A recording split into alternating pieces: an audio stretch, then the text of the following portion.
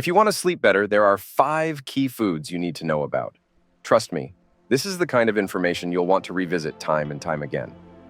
I personally struggled with terrible sleep for over a decade, and I wish I had known these tips sooner. The secret to good sleep is optimizing a hormone called melatonin. Melatonin is crucial for falling asleep and staying in those deep, restful sleep waves. But it's not just about increasing melatonin, it's also about avoiding things that decrease it. Now, let's start with your room temperature. If you're sleeping in a room that's 75 degrees Fahrenheit or warmer, your melatonin levels drop, and so does your REM sleep. In other words, your sleep quality will be pretty lousy. The sweet spot for melatonin production is between 60 and 69 degrees Fahrenheit, with the ideal being 65 degrees Fahrenheit. When your room is at this temperature, your melatonin levels are at their best. Even your body's core temperature, normally 98.6 degrees Fahrenheit, drops by 1 to 2 degrees Fahrenheit between midnight and 5 a.m. People with insomnia often lack this natural cooling mechanism. So set your thermostat right, and you'll be on your way to better sleep. Watch the video till the end for the rest of the tips that will help you sleep like a baby. Many of you are practicing intermittent fasting, following advice to skip breakfast, eat your first meal at noon, and your last meal at 6 p.m. This is great, especially for weight loss and tackling insulin resistance. You've already fasted all night, so extending that fast into the day can be beneficial.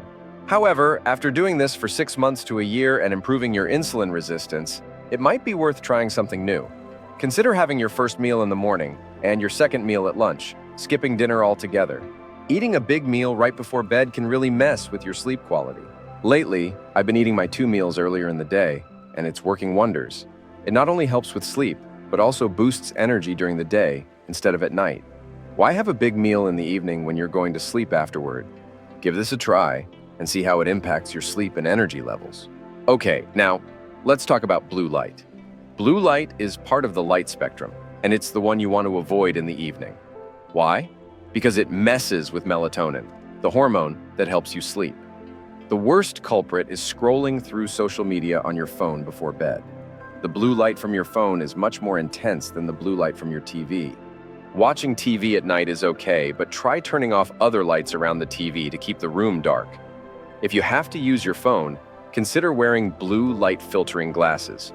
Blue light doesn't just affect melatonin, it wakes you up and can also harm your eyes over time. So dim the lights as it gets later in the day to help your body wind down.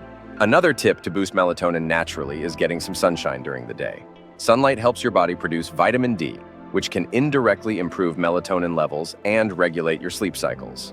If you suffer from sleep apnea, jet lag, or work rotating shifts, taking a vitamin D supplement can help reset your circadian rhythms. So be mindful of blue light and soak up some sun to get your sleep back on track. Let's get into another crucial point about cell phones: EMF, or electromagnetic fields. These invisible waves are like a form of radiation that can seriously mess with your sleep. I'll cover this in more detail in a future video, but I use a device called the tri-field to measure EMF exposure. You can turn it on and test various areas in your home to see what's emitting these EMF waves that might be disrupting your sleep. I've tested my entire house, checking everything from my computer to the walls near my bed. I discovered several spots with high EMF levels, including the wall behind my headboard. The crossed wires there were causing major issues. After having an electrician fix it, I noticed a huge improvement in my heart arrhythmia and felt like my heart wasn't working as hard when I slept. It was incredible to see the difference reducing EMF exposure made. Other things that inhibit melatonin include alcohol, caffeine, nicotine, certain medications, especially antidepressants, and a high-carb diet. Now, exercising within 3 hours of bedtime can also lower melatonin levels. So, be mindful of these factors to ensure you're giving your body the best chance for a restful night's sleep. All right, now let's talk about the 5 foods that can boost your melatonin levels and help you sleep better. First up, we have tart cherries. Studies show that tart cherry juice, about an ounce before bed or eating tart cherries twice a day, can really help. These cherries contain melatonin and tryptophan, which converts to serotonin and then to melatonin. In one study, people over 50 got an extra 84 minutes of sleep. Next, we have kiwis. Eating just 2 kiwis a day can increase serotonin levels, which is a precursor to melatonin. After just 4 weeks of eating kiwis, people reported better sleep quality, longer sleep, feeling more refreshed upon waking, and falling asleep faster. Third on the list is fatty fish like salmon, tuna, and trout. These fish are great for boosting melatonin. Fourth, we have kefir. This fermented drink is similar to yogurt, but packs in more beneficial microbes. Go for the unflavored whole milk grass-fed versions, whether it's made from goats or sheep's milk. Blend it with polyphenol-rich berries like blueberries, raspberries, or blackberries. Your gut microbiome will thank you, and it will help you sleep better. Then, there's sauerkraut. The raw, fermented cabbage in sauerkraut is packed with microbes that support sleep. It also contains tryptophan, which aids your gut health and increases GABA, a calming neurotransmitter that decreases as we age. Sauerkraut also helps reduce stress and cortisol levels, thanks to its vitamin C content, which is linked to better sleep. So try incorporating these 5 foods into your diet and see how they improve your sleep. Lastly, let's not forget about the importance of breathing while you sleep.